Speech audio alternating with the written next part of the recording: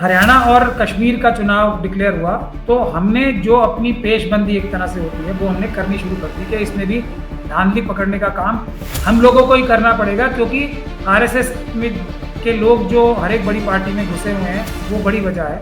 हालांकि मैं तो ये कह रहा हूँ जम्मू कश्मीर का इलेक्शन भी हैक हुआ है, वो भी चुराया गया है, बट वो तो हम जैसे लोग जानते हैं या हम जैसे लोग उसको ज़्यादा जानते हैं। लेकिन हरियाणा का चुनाव तो इतना ज़्यादा ज्यादती कर दी कि पूरा देश त्राहिमाम कर रहा है और देश की जनता और सिविल सोसाइटी उनसे निराश है, बहुत हताश है और उन पे नाराज भी है, क्योंकि हम लोग देश में मोदी जी को कितने परसेंट लोगों ने वोट, ज़्यादा से ज़्यादा 40% लोगों ने, 60% लोगों ने वोट इसलिए दिया है कि मोदी जी प्रधानमंत्री ना रहें। ये है ऑपोजिशन पार्टीज की जिम्मेदारी कि जो वोट है, जो जनता के पास सबसे बड़ा अधिकार है, जो एक वोट बाबा साहब डॉक्टर भीमराव अम्बेडकर ने जो हमें दिया, बहुत लड़ाई करके दिया अपनी मुट्ठी भर साथियों के साथ, वरना सबको नहीं मिल रहा था, और वही शासक या शासक बनने की, रूल करने की ताकत हमसे छीन ली जाए और उसकी जगह हमारे वोटों को रिप्लेस कर दिया जाए मशीनों के द्वारा, तो उससे बड़ा संविधान के ऊपर हमला तो कोई है ही नहीं ना। संविधान एक तरीके से नेस्तो नाबूद हो गया। प्रधानमंत्री नौकर है, हमारे चीफ मिनिस्टर नौकर हैं, उसी प्रकार से लीडर ऑफ द ऑपोजिशन भी नौकर हैं देश की जनता के, उनको चुनने का अधिकार ही हमसे छीन लिया, तो फिर संविधान में क्या बचा? हरियाणा के चुनाव की वजह से ये तो पूरे देश को एक 440 वोल्ट से भी ज्यादा 40,000 वोल्ट का करंट लगा है। किसी भी हालत में किसी भी कीमत पे इस वक्त माहौल ऐसा था भारतीय जनता पार्टी को हराने के लिए, कांग्रेस पार्टी जिसको टिकट देती वो जीतता, ऐसा माहौल था। यानी कि और कांग्रेस पार्टी इसलिए क्योंकि वो मेन अपोजिशन पार्टी थी, वरना कम से कम ये तो होता ही कि कोई भी कैंडिडेट जहां अच्छा होता वो जीतता। तो सबसे बड़ा आरएसएस का समर्थक चुनाव जिताने में बीजेपी का समर्थक कौन हुआ? जो पीएम के खिलाफ मुहिम चला रहा है। नमस्कार, स्वागत है आपका ऑनलाइन न्यूज इंडिया पर। मैं हूं नीलू व्यास। आज एक दिन बाद जब हरियाणा के चुनाव के नतीजे आए हैं, आज कांग्रेस का एक डेलीगेशन चुनाव आयोग से मिलने के लिए गया था और उन्होंने इस चीज को पॉइंट आउट किया कि इलेक्शन में बहुत सारी अनियमितताएं हैं, यानी कि बहुत सारी इरेगुलरिटीज हैं, कुछ धांधेबाजी का शक भी बताया जा रहा है। कल जयराम रमेश ने, कांग्रेस के जो सीनियर लीडर हैं, उन्होंने एक मेमोरेंडम भी दिया था ये बताते हुए कि इलेक्शन कमीशन अपना डेटा अपडेट नहीं कर रहा है। कहीं कहीं पर कुछ ईवीएम्स 99% चार्ज मिली थी, कहीं कहीं पर 66% ईवीएम्स की चार्जिंग की बात की गई थी, यानी कि वो ये कहने की कोशिश कर रहे थे कि ईवीएम्स को शायद बदला गया है, ये इसका एक प्रूफ है। लेकिन ये बात कई लोगों को पच नहीं रही है कि जो हरियाणा का नतीजा आया है, आखिर ये नतीजा कैसे हो सकता है, जबकि सारा ग्राउंड सेंटिमेंट बीजेपी के खिलाफ था। किसान और जवान, पहलवान, सबके इश्यूज थे, महंगाई, बेरोजगारी, और यहां तक कि बीजेपी के नेताओं को बिल्कुल खदेड़ कर भगाया जा रहा था। खुद प्रधानमंत्री नरेंद्र मोदी अपनी चुनावी रैली से दूर भाग रहे थे, और फिर इस तरीके का रिजल्ट आना, जहां पर इतनी सारी सीटें बीजेपी को मिली हैं, तो ये कई लोगों को हजम नहीं हो रही हैं। और उससे एक ही सवाल मन में आता है कि क्या हरियाणा के चुनाव को चुराया गया है, क्या हरियाणा के चुनाव को हैक किया गया है। आज एक ऐसे व्यक्ति से मैं बात कर रही हूं जो कि ईवीएम्स के खिलाफ देश में कैंपेन कर रहा है। उसका ये मानना है कि देश में चुनाव केवल और केवल कानूनी तौर पर भी बैलेट पेपर से होना चाहिए, लेकिन ये व्यक्ति समर्थन चाह रहे हैं पॉलिटिकल पार्टी से, लेकिन पॉलिटिकल पार्टीज इनको सहयोग करने में, खासकर ईवीएम के मुद्दे पर अभी तक बहुत सफल नहीं रही है। आज सुप्रीम कोर्ट के वकील महमूद प्राचा से बात कर रही हूँ। प्राचा साहब, आपका बहुत बहुत स्वागत है। Thank you so much for joining on online news India. और आज जब ये इंटरव्यू ऑनलाइन न्यूज इंडिया के दर्शक देखेंगे तो आपका पॉइंट ऑफ व्यू, आपका गुस्सा, और आप जो कैंपेन चला रहे हैं, आपके क्या व्यूज हैं हरियाणा के नतीजे के बाद, लोग बहुत गौर से सुनेंगे। और इसलिए मेरा पहला सवाल है कि आपका क्या मत है। मैंने सुना है आज आपने एक चिट्ठी भी लिखी है चुनाव आयोग को, तो सबसे पहले तो ये जानना चाहूंगी कि उस चिट्ठी में आपने आज चुनाव आयोग को ठीक हरियाणा चुनाव के नतीजे के एक दिन बाद क्या लिखा है? शुक्रिया नीलू जी मुझसे बात करने के लिए। चुनाव आयोग चुनाव में धांधली ना कर पाए, उसके लिए मैं और सिविल सोसाइटी के दूसरे लोग, जिसमें देवाशायम जी सबसे मुखर हैं, बहुत दिन से हम कोशिश कर रहे हैं। बहुत सारी रिपोर्ट्स भी इशू की गई हैं और हमने तो फिजिकल प्रूफ भी सब किस प्रकार से धांधली होती है इकट्ठे करके देश के सामने प्रस्तुत किए, केस भी डाले और वो केस अभी चल रहे हैं, खत्म नहीं। तो इसीलिए जब हरियाणा और कश्मीर का चुनाव डिक्लेयर हुआ तो हमने जो अपनी पेशबंदी एक तरह से होती है वो हमने करनी शुरू कर दी कि इसमें भी धांधली पकड़ने का काम हम लोगों को ही करना पड़ेगा, क्योंकि जो अपोजिशन की पॉलिटिकल पार्टीज हैं वो तो विभिन्न वजहों से, जिसमें आरएसएस में के लोग जो हर एक बड़ी पार्टी में घुसे हुए हैं वो बड़ी वजह है, उस वजह से वो उसके खिलाफ वक्त पे एक्शन नहीं लेंगी और जब इलेक्शन वो हार जाएंगे तब भारतीय जनता पार्टी और आरएसएस को ये कहने का मौका मिलता है कि हार गए तो रो रहे हैं, रोंदू बच्चे। तो हमने इसके लिए कार्रवाई शुरू कर रखी थी। हमने ऑलरेडी एक ऑर्डर ले रखा है हाईकोर्ट दिल्ली से कि चुनाव के सारी प्रक्रिया जो है हर चुनाव की वीडियो रिकॉर्ड होगी। वो वीडियो रिकॉर्डिंग की चिट्ठी हमने ऑलरेडी जम्मू कश्मीर के चुनाव के लिए और हरियाणा के चुनाव के सबूत, कल जब इसमें गड़बड़ी हो, अगर ईवीएम के माध्यम से गड़बड़ी की जाए तो लोगों के सामने जब आएंगे उसके रिजल्ट, गड़बड़ी बात कर रहा हूं मैं, ये चुनाव के नतीजों की नहीं, तब लोग जो हैं एकदम शॉक हो जाएंगे। लेकिन तैयारी किसी की होगी नहीं उनसे निपटने के लिए।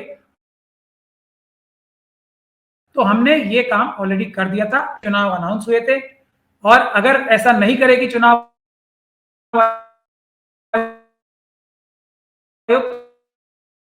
तो हम उसके क्रिमिनल एक्शन लेंगे, क्रिमिनल करेंगे। फौजदारी की खैर हुए तो 45 दिन तक चुनाव के रिजल्ट घोषित होने के बाद ये वीडियो रिकॉर्डिंग सुरक्षित रखनी होती है। तो वो हमने चिट्ठी आज दिन तक हमें वीडियो रिकॉर्डिंग मिल जाएंगी, मेरे ख्याल से अगले हफ्ते तक ही मिल जाएंगी। अगर सब कुछ ठीक रहा तो हम पूरी दुनिया को दिखा पाएंगे तब कि किस प्रकार से ये जो एलिगेशंस कांग्रेस पार्टी ने लगाई हैं कि वो गोरख धंधा, चोरी, कहती लूट वोटों की और ईवीएम मशीनों को गड़बड़ी कैसे की गई थी, उसके हम जिंदा जीते जागते सबूत दुनिया को दिखा पाएंगे। वो हमने कार्रवाई ऑलरेडी कर दी। लेकिन महमूद, आपको क्या लगता है कि क्या हरियाणा का जो मैंडेट है उसको चुराया गया है? क्या 100% आप इस बात को लेकर श्योर हैं कि हरियाणा के मैंडेट को चुराया गया है और उसको हैक किया गया है हरियाणा के चुनाव?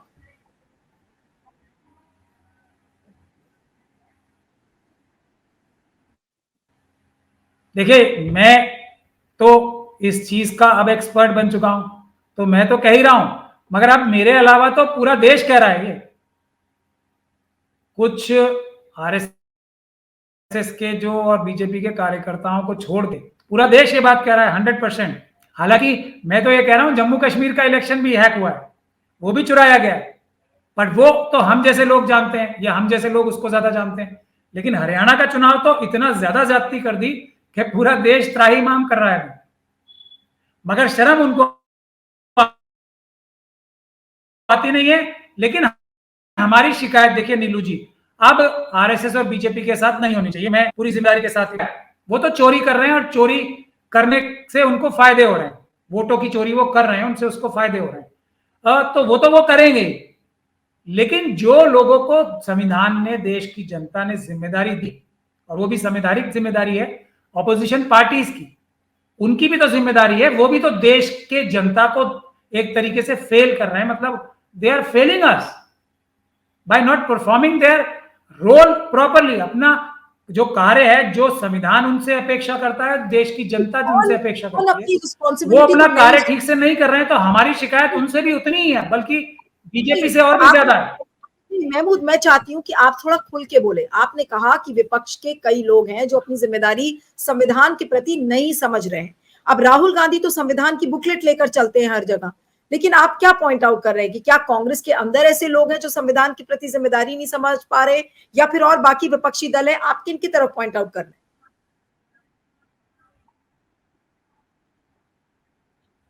देखिए, संविधान की किताब हाथ में लेना और संविधान की भावना को बचाने में बहुत फर्क है। मैं तो मिशन सेफ, ये संविधान की किताब जो अब लोगों के हाथ में आई है, ये तो हम पिछले 8 साल से मिशन सेफ कॉन्स्टिट्यूशन चला रहे हैं। अब लोगों की जाके समझ में आ रही, या समझ में आती थी, लेकिन अब ये पता लगा है कि देश की जनता को सबसे ज्यादा प्यारा ही संविधान है।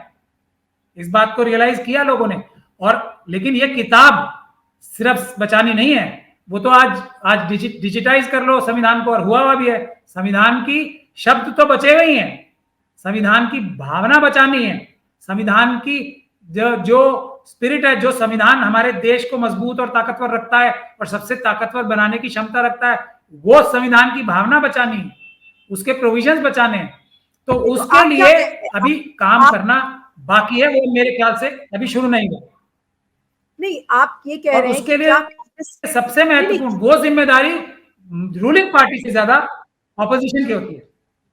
नहीं, तो आप अगर ऑपोजिशन को कह रहे हैं कि ऑपोजिशन सिर्फ हाथ में उस ड्यूटी में मेरे ख्याल से, हाँ, नहीं आप कुछ कह रहे हैं, सॉरी बोलिए। मैं ये कह रहा हूं और आपके सवाल का ही जवाब दे रहा हूं कि यह जिम्मेदारी संविधान की भावना और संविधान के जो कंटेंट्स हैं उसको बचाने की और देश को और देश की जनता को उसका लाभ पहुंचाने की जिम्मेदारी अभी ऑपोजिशन पार्टीज ने पूरी तरीके से शुरू नहीं की है। और देश की जनता और सिविल सोसाइटी उनसे निराश है, बहुत हताश है और उनपे नाराज भी है, क्योंकि हम लोग देश में मोदी जी को कितने परसेंट लोगों ने वोट दिया? ज्यादा से ज्यादा 40% लोगों ने। 60% लोगों ने वोट इसलिए दिया है कि मोदी जी प्रधानमंत्री ना रहे। यह है ऑपोजिशन पार्टीज की जिम्मेदारी। उनकी जिम्मेदारी रूलिंग पार्टी से ज्यादा होती है कि वो रूलिंग पार्टी के ऊपर लगाम लगा के रखें।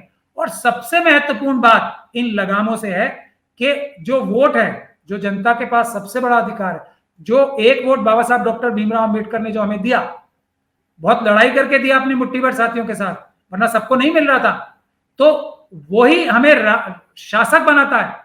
और वही शासक या शासक बनने की, रूल करने की ताकत हमसे छीन ली जाए और उसकी जगह हमारे वोटों को रिप्लेस कर दिया जाए मशीनों के द्वारा, तो उससे बड़ा संविधान के ऊपर हमला तो कोई है ही नहीं ना। संविधान एक तरीके से नेस्तो नाबूद हो गया।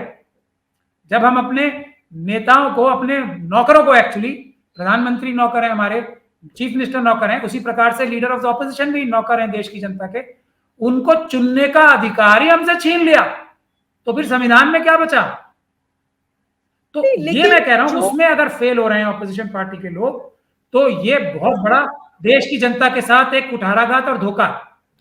नहीं, लेकिन अगर आप ये कह रहे हैं कि विपक्ष की पार्टीज संविधान को बचाने में असफल आपको नजर आ रही हैं, आप ऐसा क्यों कह रहे हैं? आपको ऐसा ताजा कौन सा एग्जाम्पल लग रहा है जिसमें कि आपको लगता है कि विपक्षी पार्टीज सफल नहीं है?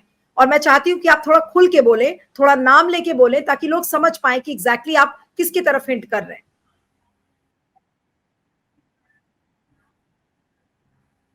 देखिए, सबसे पहले तो मैं हिंट कर रहा हूं कांग्रेस पार्टी की तरफ, क्योंकि हरियाणा के चुनाव की वजह से ये तो पूरे देश को एक 440 वोल्ट से भी ज्यादा 40,000 वोल्ट का करंट लगा है कि ये हो क्या गया। सारे के सारे जो एक्चुअल जर्नलिस्ट सड़क पे गए, यानी कि जो क्रिमिनल जर्नलिस्ट भी हैं और जो क्रिमिनल सिफोलॉजिस्ट भी हैं, उन्होंने भी मजबूर होके एक जो ट्रेंड्स चलाए थे, क्या थे वो, और जो एक्चुअल जमीन पे जनता थी वो तो उससे भी ज्यादा मतलब ताकत से आरएसएस और बीजेपी को हराने के लिए वोट दे रही थी। पुलिस की, जैसे हमने लोकसभा के चुनाव में भी देखा, लाठी गोली, पुलिस का दबाव, प्रशासन का दबाव झेल के भी ना सिर्फ बीजेपी को हरा रही थी, बल्कि ये चुनाव कराने वाली, चोरी करने की मशीनों को भी हरा रही थी। लेकिन तब भी कांग्रेस पार्टी की तरफ से कोई भी कार्रवाई नहीं हुई, जबकि उनके पास लोकसभा का एक्सपीरियंस था, उसके पास हमारी सारी जो वीडियो हमने दी और जो दूसरे सिविल सोसाइटी के ऑर्गेनाइजेशंस हैं, उन्होंने सारा डेटा कलेक्ट करके रिपोर्ट्स बताई, पब्लिक डोमेन में डाली। ये सब कांग्रेस पार्टी को पता था। एक कांग्रेस पार्टी के स्पोक्स पर्सन ने एक प्रेस कॉन्फ्रेंस भी की एआईसीसी में, ये बताने के लिए कितना बड़ा धोखा हो गया देश के साथ। किसी एक हमारे एनजीओ जो सिविल सोसाइटी के लोग थे उसकी रिपोर्ट पब्लिसाइज करके। तो इस सब के बावजूद भी जो व्यक्ति हैं कांग्रेस पार्टी के अंदर, और बहुत सारे व्यक्ति हैं जो आरएसएस के स्लीपर सेल हैं, ऐसा इल्जाम मैं भी लगाता रहा हूं और बहुत सारे लोग अब ये हरियाणा इलेक्शन के बाद तो डायरेक्ट नाम ले लेते ही लगा रहे हैं। नहीं, लेकिन हरियाणा जयराम रमेश साहब की वो ये ओके, आप जयराम रमेश की बात कर रहे हैं। देखिए, हरियाणा के चुनाव में 50 तरह की कमियां निकाली जा रही हैं कांग्रेस पार्टी में कि ये जीता हुआ चुनाव कैसे हार गए। मेरे हिसाब से वो सब बातें सच हैं, हो सकती हैं, वो एक अलग विषय है, लेकिन किसी भी हालत में किसी भी कीमत पे इस वक्त माहौल ऐसा था भारतीय जनता पार्टी को हराने के लिए, कांग्रेस पार्टी जिसको टिकट देती वो जीतता, ऐसा माहौल था। यानी कि कांग्रेस पार्टी इसलिए क्योंकि वो मेन अपोजिशन पार्टी थी, वरना कम से कम ये तो होता ही कि कोई भी कैंडिडेट जहां अच्छा होता वो जीतता। और ये मैं सब पॉलिटिकल पार्टीज को कह रहा हूं, उन पॉलिटिकल पार्टीज को छोड़ के जो कि बीजेपी के बिल्कुल डायरेक्ट स्पॉन्सर थे, जिसमें दुष्यंत चौटाला एक थे, चाहे वो बसपा हो, चाहे वो दूसरी पार्टी हो, ये जो भारतीय लोक दल जो चौटाला साहब की पार्टी थी, दूसरी दुष्यंत चौटाला वाली नहीं, वो हो, या ये IND जो थी, दूसरे या कोई भी पार्टी हो, उसके अच्छे कैंडिडेट ऑटोमेटिक जीतने थे, क्योंकि भारतीय जनता पार्टी को किसी ने वोट नहीं देना। लेकिन जिम्मेदारी सबसे बड़ी कांग्रेस पार्टी की थी, क्योंकि वो मेन अपोजिशन पार्टी थी, कि वो सबसे पहले तो ईवीएम को रोकती। आप कितने भी वोट ले लो ईवीएम के जरिए, अभी जो प्रोसीजर है, जो मैनिपुलेशन के चांस है, 20% वोट तो चुराए जा सकते हैं। तो सबसे बड़ा आरएसएस का समर्थक चुनाव जिताने में बीजेपी का समर्थक कौन हुआ? जो ईवीएम के खिलाफ मुहिम चला रहा है कांग्रेस पार्टी के अंदर। और उस मुहिम को, ईवीएम को के खिलाफ जो मुहिम हम लोग चला रहे हैं, पेपर बैलेट के फेवर में जो मुहिम हम चला रहे हैं, उसकी अपोजिशन के लिए जयराम रमेश, ये मैं कंफर्म्ड आपको बता रहा हूं, वो लीडर हैं उस सारे गैंग के जो आरएसएस के इशारे पर ईवीएम को या किसी के बहकाने पर ईवीएम के खिलाफ नहीं बोलने दे रहा राहुल गांधी जी तक को। आप कह रहे हैं जितनी मुखरता से वो बोले हैं शुरू में लोकसभा के चुनाव के दौरान। नहीं, आप ये कह रहे हैं कि आरएसएस के इशारों पर जयराम रमेश ईवीएम्स के खिलाफ उसके समर्थन में बोल रहे हैं। लॉजिक देखिए, मैं तो कह ही रहा हूं, लॉजिक देखिए आप। चुनाव बीजेपी किससे जीतती है? मशीनों के माध्यम से। मशीनों को रोकने का जो काम कर रहे हैं हम जैसे लोग, उनके काम को नकारने का, उनके काम को छोटा करने का, और राहुल गांधी जी जो खुद कन्विंस हैं कि पेपर बैलेट से चुनाव होने चाहिए, मशीनों में धोखा ही धोखा है, उनको मिसगाइड करने का, उनको कन्विंस करने का एक लॉबी बना के पूरी कांग्रेस के अंदर कौन काम कर रहा है? वो जयराम रमेश। तो अब बताइए बीजेपी को किसने जिताया? अब उनको स्लीपर सेल कहें या क्या बोले अवेकन सेल कहें, लेकिन वो सेल तो आरएसएस का ही रहेंगे ना, कुछ भी नाम से पुकार ले उन्हें, गुलाब तो गुलाब ही रहेगा ना। जयराम रमेश जी आरएसएस को जितवाने वाले ही रहेंगे ना। आपने एक बड़ा आरोप लगाया, आपने कहा कि जयराम रमेश उस लॉबी के हैं जो लॉबी लगातार राहुल गांधी को मिसगाइड कर रही है ईवीएम्स के मुद्दे पर। क्या आपको लगता है कि जयराम रमेश वाकई में समय राहुल गांधी के लिए घातक हैं?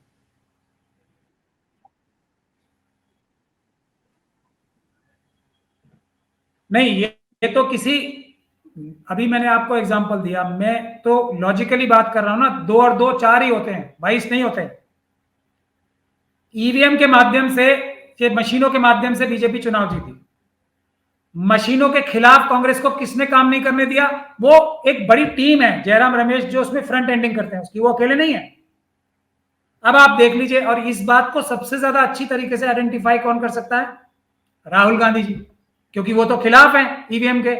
उनको किस किस व्यक्ति ने ईवीएम के बारे में पॉजिटिव बातें बोली जब गई होंगी, इंक्लूडिंग एक और जो हमारे बीच में से निकल के बड़े कांग्रेस के सहयोगी नजर आ रहे थे, योगेंद्र यादव जी, उन्होंने पूरा एक आर्टिकल लिख दिया था कि कितना बड़ी कॉन्स्पिरेसी चल रही थी कि किसी प्रकार से ये जो मशीनों के बारे में ऑपोजिशन हो रही है, इसको किसी तरह से अंडर द कारपेट खिसका दिया जाए, इसको पब्लिक के माइंड से हटा दिया जाए, हम लोगों को आइडेंटिफाई करके टैग कर करके झूठा बेईमान सब बता दिया जाए। हमारे अपने लोग योगेंद्र यादव जी, अब मैं उनको स्लीपर सेल ना कहूं तो क्या कहूं?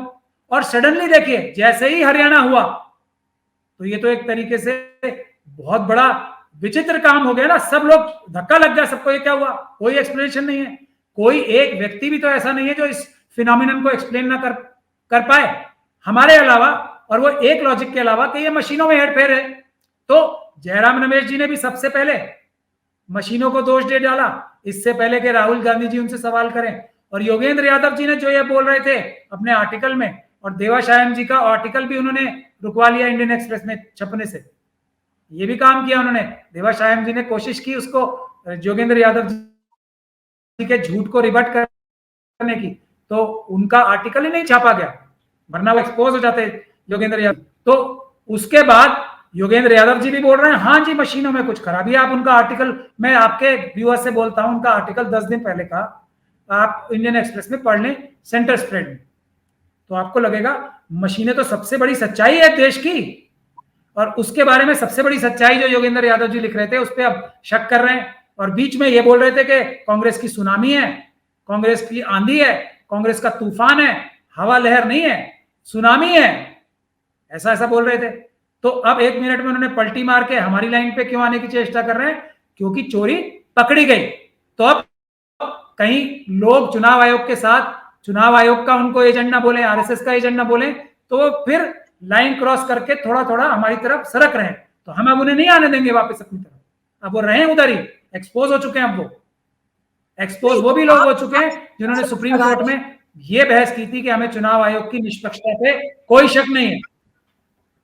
नहीं, आपने एक बड़ा आरोप लगाया है और आपको आपकी भाई हमारे जैसे लोग और हमारे ग्रुप के हमारे लोग। जी जी बोलिए बोलिए बोलिए। देखिए नीलू जी, साफ साफ बात है, दो पक्ष हैं देश में। एक हमारे लोग हैं जो सिविल सोसाइटी के लोग हैं, मैं हूं, जो सीधे सीधे बोल रहे हैं जो मशीनों से चोरी होती है, चुनाव नहीं होता, चोरी होती है। और चुनाव आयोग के ये तीनों के तीनों जो कमिश्नर्स हैं वो चोर हैं, चोरी कर रहे हैं, मोदी जी के कहने पे वोटों की चोरी कर रहे हैं, डकैती डाल। एक हम लोग हैं, बाकी दूसरे लोग हैं जो कह रहे हैं चुनाव आयोग निष्पक्ष है। तो अब लाइन खिंच गई है ना, अब तो क्लियर हो गई, हरियाणा के बाद भी क्लियर नहीं होगी। तो अब सोते हुए को जगाया जा सकता है, जो सोने का नाटक कर रहा है उसको कभी नहीं जगाया जा सकता। और इसके बाद जयराम रमेश जी ने और योगेंद्र यादव जी ने जो ईवीएम के लिए अब बोलना शुरू कर दिया, शक है हमें भी, तो इससे और साबित हो गया कि वो अपनी चोरी जब पकड़ी गई तो उसको छुपाने के लिए थोड़ा थोड़ा सच बोलने की चेष्टा कर रहे हैं। लेकिन अब भी देखिए क्या कर रहे हैं वो, और मजेदार बात है। आज जो एक आवेदन लेके प्रिंसिपल साहब के पास ये स्टूडेंट्स गए हैं। सुनिए, मैं आपको कुछ दिखा रही हूँ। ये जो विजुअल्स आप देख रहे हैं ये सारा कांग्रेस का डेलीगेशन है जो पहुंचा हुआ है चुनाव आयोग के सामने। और इसमें तो मुझे जयराम रमेश, केसी वेणुगोपाल, भूपेंद्र हुड्डा, अशोक गहलोत, ये सब नजर आ रहे हैं। सब गए चुनाव आयोग से शिकायत करने के लिए कि देखिए भाई हरियाणा के चुनाव में इरेगुलरिटीज हुई है। ये देख लीजिए, इसको प्ले कर देते हैं, इसमें बाकायदा आपको सब दिखेंगे। भूपेंद्र हुड्डा, अशोक गहलोत, जयराम रमेश बिल्कुल सेंटर में खड़े हैं, केसी वेणुगोपाल जी। बोलिए।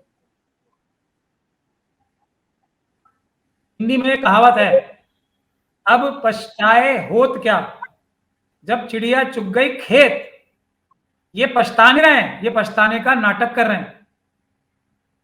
ये तो पछता भी नहीं रहे हैं, ये पछताने का नाटक कर रहे हैं। तो आप कह रहे हैं कि जितने भी किसी स्कूल का नहीं, मुझे आपसे ये समझना है कि जयराम रमेश की तरह जितने भी सीनियर लीडर्स, छोटे छोटे बच्चे, नहीं, मैं आपसे ये समझना चाह रही हूँ कि जयराम रमेश जैसे जितने सीनियर लीडर्स आज चुनाव आयोग पहुंचे हैं, क्या वो केवल एक नाटक कर रहे हैं चुनाव आयोग में ये बताने का कि देखिए इरेगुलरिटीज हो गई हैं?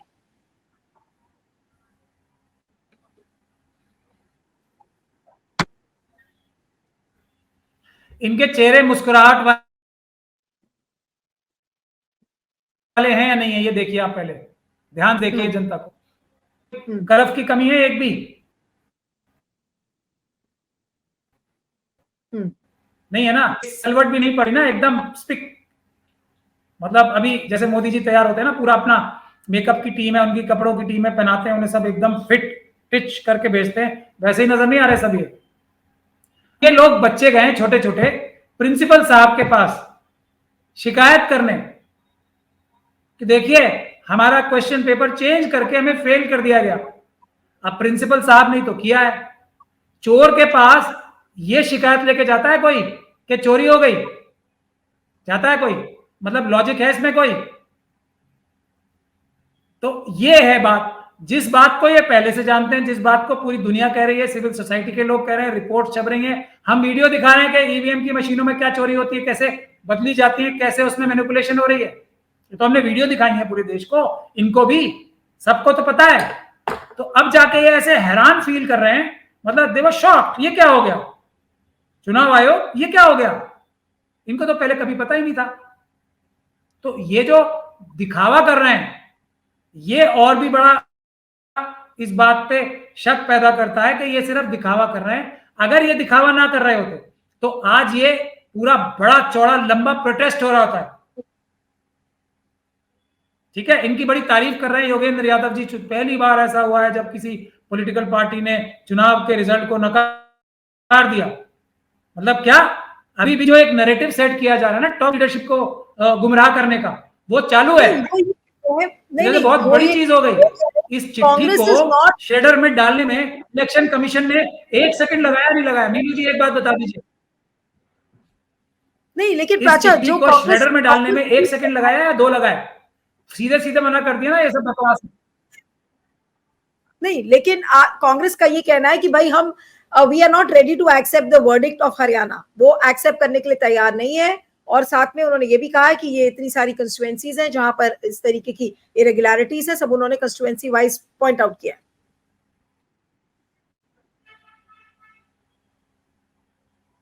ओ वाह, ये मानने के लिए तैयार नहीं है। मुझे लगता है अब तो शायद गवर्नर साहब किसी को ओथ ही नहीं दिलाएंगे, क्योंकि कांग्रेस तो मानने को तैयार नहीं है।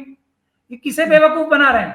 अब मुझे, आपको लगता है नीलू जी, अब गवर्नर साहब कांग्रेस ने जो कि मानने से इनकार कर दिया, वो किसी को चीफ मिनिस्टर की ओथ ही नहीं दिलाएंगे बीजेपी के व्यक्ति को? ऐसा आपको लगता है? इन लोगों को लगता है ये किसको बेवकूफ बना रहे हैं? ये किसको बेवकूफ बना रहे हैं? हमने नहीं माना, मत मानो। जैसे मोदी जी का है ना, हमने 15 लाख का वादा किया, 15 लाख दे दिए, मत मानो आप नहीं मिले आपको, हमने तो दे दिए। तो ये वो वाली बात है। ये कोई बात, कोई घुसा ही नहीं अंदर, जैसे चाइना के लिए बोलते हैं मोदी जी, ना कोई घुसा, ना किसी ने इनक्रेशन की, बोलते हैं ना। प्राचा मुझे ये नहीं समझ, नहीं मुझे ये नहीं समझ में आ रहा है कि अब आज कांग्रेस पार्टी इस बात को रियलाइज कर रही है कि कुछ ना कुछ इरेगुलरिटीज हुई हैं। आप लगातार ये कह रहे हैं कि भाई ईवीएम से मत चुनाव कराओ, आप बैलेट पेपर से चुनाव करवाओ, फिर भी राहुल गांधी को इन बातों पर विश्वास क्यों नहीं हो रहा है? आज क्या राहुल गांधी को गुमराह करने वालों की संख्या कांग्रेस में बहुत ज्यादा है, और जो स्लीपर सेल की आप बार बार जिक्र कर रहे हैं, आपने जयराम रमेश का नाम लिया, आज वो तमाम दल जो आज चुनाव आयोग पहुंचा हुआ था, क्या वो लोग हैं जो इस समय राहुल गांधी को गुमराह करने में लगे हुए हैं? चाहे वो भूपेंद्र सिंह हुड्डा हो, चाहे केसी वेणुगोपाल हो, चाहे फिर जयराम रमेश हो, सारे लोग जो आज वहां पहुंचे हुए हैं।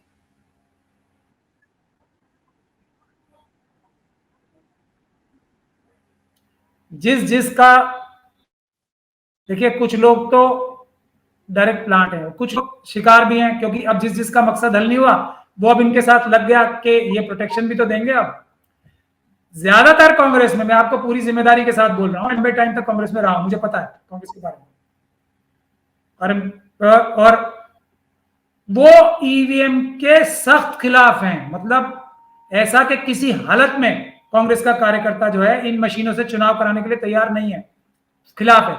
जो गुमराह कर रहे हैं वो लोग हैं जो चारों तरफ घेरे हुए हैं, जो एकदम टॉप लीडरशिप में आते हैं, और उनमें से बहुत सारे लोग तो इस तस्वीर में नजर आ रहे हैं ना, बढ़िया बढ़िया कुर्ते पहने हुए। देखिए, मेरा काम तो सड़क पे उतर के एजिटेशन करना नहीं है, लेकिन फिर भी मेरी कमीज में, मैं तो कोर्ट में होता हूँ दिन भर एसी में, और एसी ऑफिस में ही बैठ के बहस भी करता हूँ ज्यादातर, तो मेरी कमीज में आपको सलवट नजर आ जाएगी। इनके किसी के कुर्ते में एक सलवट नजर आ जाए तो मुझे बता देना। ये है बात। तो ये ड्रामा करने गए वहां। अगर ये सच्चे होते, अगर इनको, वैसे इनको पता नहीं है कि इनके हर चिट्ठी को जो आज तक लिखी है शेडर में डाला इलेक्शन कमीशन ने, किसकी चिट्ठी को नहीं डाला? पहली बार इनकी ये बेइज्जती होगी जो ये कराने गए हैं वहां पे, पहली बार तो नहीं होगी ना। हर बार बेइज्जती करा के चुपचाप आते हैं और घर में बैठ सो जाते हैं, और चुनाव आयोग उस प्रकार की चोरी और डकैती करता रहता है हर बार। तो उसी तरीके से एक फॉर्मेलिटी है, निभा दी, फोटो खिंच गए, टीवी में आ गया कि हमने अपना विरोध प्रकट कर दिया। अब विरोध प्रकट हुआ या नहीं हुआ ये इनसे मतलब ही नहीं है। तो अगर ये राष्ट्रपति के पास जाते, अगर ये दिल्ली में आज चक्का जाम करते, हरियाणा में आज चक्का जाम होता, जनता तैयार है, कार्यकर्ता तैयार है, अगर आज का जाम होता तब तो हम मानते कि कोई विरोध हुआ है। ये तो एक फॉर्मेलिटी है जिसको आरएसएस के कहने पे ही निभाया जा रहा है कि इतना बस तुम फॉर्मेलिटी कर दो और उसके बाद तुम अपनी लीडरशिप को, राहुल गांधी जी को खासतौर पे बता दोगे, we when there sir, we make such a strong and powerful protest that the election commission was shaken. ये लेक्चर देके राहुल जी को बता देंगे, उसके बाद रिजल्ट नील बटा सन्नाटा, और हर बार ऐसे ही होता है।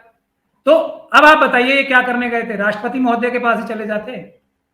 100 एमपी साइन करें, आज 3 चुनाव आयोग के खिलाफ इंपीचमेंट की दरखास्त बनाते, अगर नहीं बनानी आती वो भी मैं बना के दे दूंगा। और बोले ऐसा नहीं है नहीं आती, लेकिन इच्छा नहीं हो रही, क्योंकि ये रास्ता तो सिर्फ मुझे ही पता है ना नीलू जी, कि चुनाव आयुक्त को, तीनों चुनाव जो आयुक्त हैं उनको इम्पीच भी किया जा सकता है। ये तो एक ऐसी रॉकेट साइंस है जो मेरे अलावा किसी को पता ही नहीं है, खासतौर पे जयराम रमेश जी को तो बिल्कुल नहीं पता, ये बात नहीं पता ना। आप जयराम तो रमेश वैसा से कोई काम ज्यादा तो ही करेंगे नहीं, बताइएगा। ये चिट्ठी दे आएंगे अच्छा, आपसे ही सवाल क्योंकि जरूर पूछा जाएगा। वो स्पीयरहेड कर रहे हैं, उन्होंने गलती ज्यादा की बड़ी, नजर आ वो उन्होंने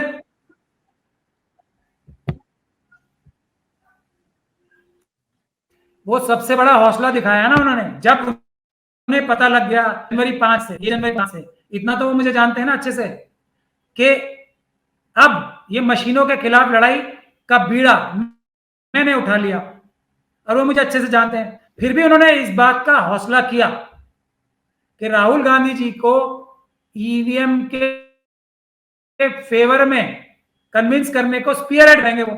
अब उसका तो रिजल्ट तो होना ही है ना, बाकी लोग भी तो कर सकते थे ना स्पीयरहेड। वो समझदार थे, उन्होंने इनको आगे रखा, और ये बहुत बहादुर बन रहे थे कि I am such a powerful person who is Pracha, knowing fully well who is Pracha, he knows me very well, he knows my background, मेरा बैकग्राउंड जानते हैं, मैंने क्या क्या मिशन पूरे किए हैं वो अच्छे से जानते हैं, अहमद पटेल साहब के बारे में भी अच्छे से सब जानते हैं। फिर भी इन्होंने राहुल गांधी जी को कन्विंस और कैंपेन करने का बीड़ा उठाया, एक ऐसे काम को जो राहुल गांधी जी रोकना चाहते थे। ईवीएम से चुनाव कराना देशद्रोह है, संविधान के ऊपर सबसे बड़ा हमला है, उसका बीड़ा उठा लेंगे और there will be no consequence. Is he kidding? नहीं, तो आपको जयराम होने ही है, एक second, he will be exposed totally. हाँ, नहीं, आप ये कह रहे हैं कि जयराम रमेश आज एक्सपोज हो गए हैं क्योंकि वो उन्होंने आपको कंसल्ट नहीं किया और अब वो अप्रोप्रिएट करना चाह रहे हैं ईवीएम के खिलाफ का कैंपेन। क्या गुस्सा आपके मन में इसलिए है?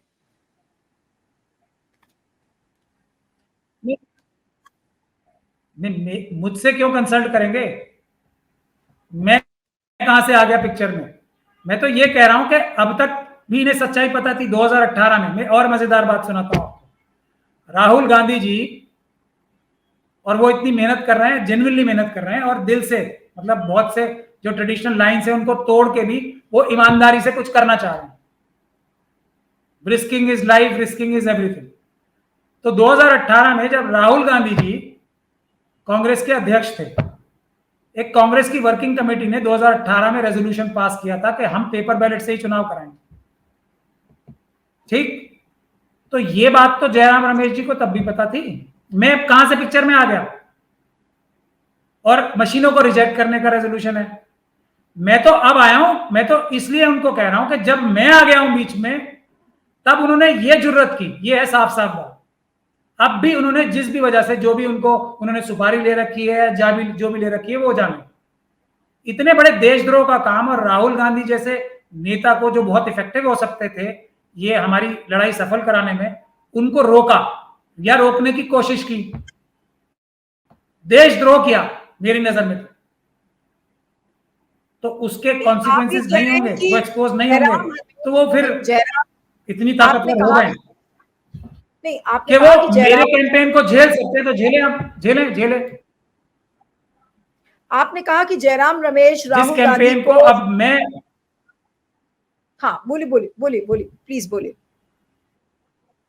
जिस कैंपेन को अब मैं लीड कर रहा हूं, अच्छे में या बुरे में, उनकी किस्मत अच्छी है या बुरी है। मोदी जी की बात कर रहा हूं ये मैं, और चुनाव आयोग की। अब या तो मैं मरूंगा या ये कैंपेन सफल होगा, ये मेरी हिस्ट्री है। मैं किसी भी ऐसे वैसे काम में हाथ नहीं डालता हूं, बहुत सारे इशू आते हैं जाते हैं, लेकिन जो संविधान के ऊपर खतरा है, मैं मिशन सेव कॉन्स्टिट्यूशन का नेशनल कन्वीनर हूं, अभी से नहीं, हमने संविधान के ऊपर खतरा 8 साल पहले भांप लिया था और ये एक संस्था बनाई थी मिशन सेव कॉन्स्टिट्यूशन। तो अब जब मैं संविधान के ऊपर इसे खतरा मान रहा हूं, या तो मुझे मारा जाएगा, और मारने के लिए भी इनकी कैपेसिटी तो है नहीं, इनसे ज्यादा तो अमित शाह जी और मोदी जी की है, इनसे पहले अहमद पटेल साहब की थी, तो वो सब ना कर पाए, उसके बाद भी ये इस काम पे लगे हुए हैं। तो अब जब एक्सपोज तो होना ही था इन्हें, आज नहीं कल होना था वो, उसका हरियाणा के बाद तो मुझे भी बहुत बड़ा धक्का लगा है ना, क्योंकि मुझे अब जो नजर आ रहा है आगे क्या होना है। अभी मोदी जी और अमित शाह जी एकदम इंटरनल लड़ाइयों की वजह से इन्होंने अपना ये अस्त्र जो है ना, जो शायद ना इस्तेमाल करते, और इसीलिए मोदी जी जानबूझ के नहीं गए थे, ताकि वो बहाना बना लेते कि भाई मैं तो गया नहीं था, इसलिए चुनाव जो है हम बीजेपी हार गए, इस वजह से बहुत कम मीटिंग थी इस बार। ठीक, अब लेकिन उन्हें लगा कि अगर हम हार गए, ये उनकी बात की, मुझे ये अंदाजा, उसके सबूत मेरे पास, मैं सब बोल रहा हूं कि उन्हें लगा होगा कि अगर कश्मीर में भी ये मशीनों का प्रयोग नहीं किया और हमारा सुपड़ा साफ हो गया हरियाणा और जम्मू कश्मीर में, तो जो मेरे ओपोनेंट्स पार्टी के अंदर हैं वो शायद महाराष्ट्र का भी इंतजार नहीं करेंगे और मुझे अभी हटा देंगे। इससे भयभीत होकर मोदी जी ने यह हथियार अपना मशीनों वाला चला दिया। वरना अगर मशीनों का हथियार चलाने का पहले से मन में होता तो मोदी जी खूब कैंपेनिंग करते और क्रेडिट लेते कि जी मैंने कैंपेनिंग की और जीत गया। तो ये उनके मन में। तो अब क्या नेक्स्ट स्टेप होगा इसका? महाराष्ट्र का चुनाव, प्रयोग होगा मशीनों का, सुपड़ा साफ होगा ऑपोजिशन का। ये मैं बहुत सीरियसली बोल रहा हूं। जो बात लोग जो आरएसएस के टच में वो तो है ही, जो ऑपोजिशन के नेता मेरी बात नहीं सुनेंगे वो क्या, दिल्ली का इलेक्शन भारतीय जनता पार्टी जीतेगी, उसके बाद ये कराएंगे, ये सीरीज ऑफ इलेक्शंस के बाद तुरंत कराएंगे लोकसभा के मिड टर्म पोल, और ये नीतीश कुमार जी और चंद्रबाबू नायडू जी सुन ले, उसके बाद मशीनों वाला फुल फ्लेज चुनाव होगा, पूरी ताकत से होगा। इस बार तो जनता ने 20% वोट लोकसभा के चुनाव में और मशीनों को दोनों को मिलकर हरा लिया। अगली बार जनता आप लोगों से भी नाराज होगी और 400 पार होंगे, फिर आप सब लोग संविधान को ढूंढते रह जाएंगे। तो ये मुझे नजर आ रहा है। तो मेरा कितना डेस्परेट सिचुएशन है इस वक्त, मैं इस बात को समझता हूं, मेरे साथी इस बात को समझते हैं। तो ऑपोजिशन के खिलाफ हमारा गुस्सा जायज है या नहीं है, और ईवीएम के खिलाफ जो भीतर घात कर रहे हैं योगेंद्र यादव जी और ये जो लीड कर रहे हैं उन्हें, उनके खिलाफ हमारा गुस्सा जायज है या नहीं। मेरी पर्सनल कोई लड़ाई नहीं है। अभी सुपारी वापस कर दें आरएसएस की और आ जाएं सड़क पे मेरे साथ प्रोटेस्ट में, जो मैंने ऐलान भी कर दिया। जल्दी प्रोटेस्ट होगा, बड़ा आंदोलन होगा, कानूनी लड़ाई भी लड़ी जाएगी, उसकी तैयारी मैंने कर ली है, कर रहे हैं, और सड़क पे आंदोलन होगा। आ जाएं, अपने पुराने पाप सारे धो लें और आए, लाठी गोली खाएं हमारे साथ, कलफ कम कर लें, दोबारा जाके घर में पहन लें कलफ के कपड़े। जेल में तो कलफ के कपड़ों की जरूरत ही नहीं पड़ती, जेल चलने को तैयार हो हमारे साथ। तो सारे गिले शिकवे दूर। जय राम रमेश जी की जय। हमारी तो इतनी लड़ाई होती है, किसी से जाति लड़ाई तो है नहीं। जो किया है गलत उसको ठीक करें, यही बात मैं अहमद पटेल साहब से कहता था। अब नाप लें, उस समय का सारा इंसिडेंट इनको पता था। मैंने बार बार अहमद पटेल जी को कहा था पार्टी का नुकसान होगा, मैं वक्फ की जमीन नहीं छीनने दूंगा। अगर मैं जिंदा हूं तो आप ये 50,000 करोड़ की को जोर बाग करबला की जमीन नहीं छीन पाओगे। वही हुआ। अब मैं फिर इन्हें बोल रहा हूं डायरेक्टली आपके माध्यम से, छोड़ दें, ये सुपारी वापस कर दें, आ जाएं हमारे साथ, हम ईवीएम को रोकेंगे और पेपर बैलेट से चुनाव होंगे। फिर जो भी जीते सर माथे पे। चुनाव में गड़बड़ी उससे भी हो सकती है, लेकिन इतनी नहीं, इतने लेवल पे नहीं। बूथ लूटे जा सकते हैं मैक्सिमम, कॉन्स्टिट्यूएंसीज नहीं लूटी जा सकती, पूरा चुनाव नहीं लूटा जा सकता पेपर बैलेट से। मैं ये साफ साफ बात कहना चाहता हूँ। एक आखिरी सवाल आपसे बस कर रही हूँ, आपने क्योंकि बहुत कड़े आ जाए हमारे साथ, खत्म लड़ाई। कौन सी लड़ाई है? मेरी कोई जाति लड़ाई तो है नहीं। आखिरी सवाल आपसे प्राचा कर रही हूँ कि क्या, और अगर और भी अच्छी बात बता रहा हूँ, वो लीड करें, मैं उनके पीछे झंडे उठा। देखिए नीलू जी, मुझसे थोड़ी गलती हो गई, सॉरी, मेरे से थोड़ी गलती हो गई। जयराम रमेश जी ईवीएम के खिलाफ कैंपेन लीड करें, आगे सबसे बोल रहे हैं, मैं उनका झंडा उठाऊंगा पीछे, उनकी जिंदाबाद करूंगा, लेकिन काम मेरे कहने से होगा। अब काम मेरे कहने से होगा, अब गोलीबाजी नहीं चलेगी। नहीं, तो आपने क्या पॉइंट आउट किया है? आपने नेता हमारे जयराम रमेश जी है, मैंने ये भी बोल दिया। नहीं, ठीक है, आप नेता तो कह रहे हैं उनको, लेकिन आप ये भी कह रहे हैं साथ में कि उन्होंने आरएसएस की सुपारी ले रखी है ताकि ईवीएम से ही चुनाव हो और बैलेट पेपर से चुनाव हो ही ना। क्या जयराम रमेश ने इस बात की सुपारी आरएसएस से ली है? आप ये कह रहे हैं। मेरा आखिरी सवाल है आपको।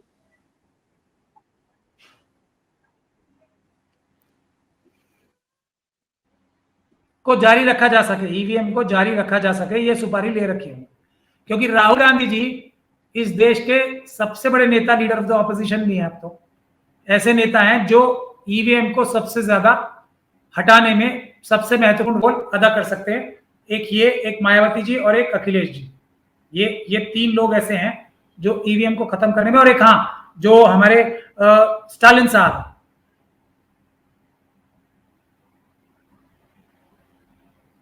तो उसमें से एक महत्वपूर्ण व्यक्ति को अगर ये सुपारी लेके कन्विंस करेंगे खिलाफ, तो हमारी तो इनसे लड़ाई जायज है ना फिर।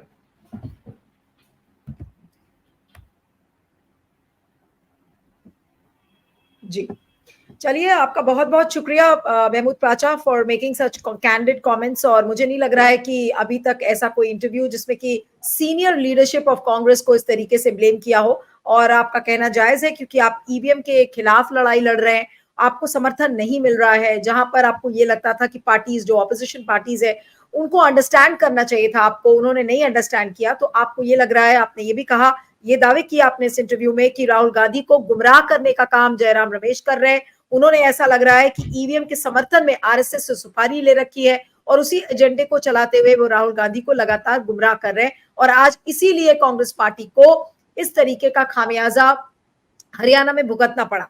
काफी सारी बातें आपने कही। आई एम श्योर इस इंटरव्यू के बाद काफी रिएक्शंस आएंगे कांग्रेस के, तो देखना होगा। लेकिन फिलहाल यू टेक केयर एंड आपका बहुत बहुत शुक्रिया। Thank you so much.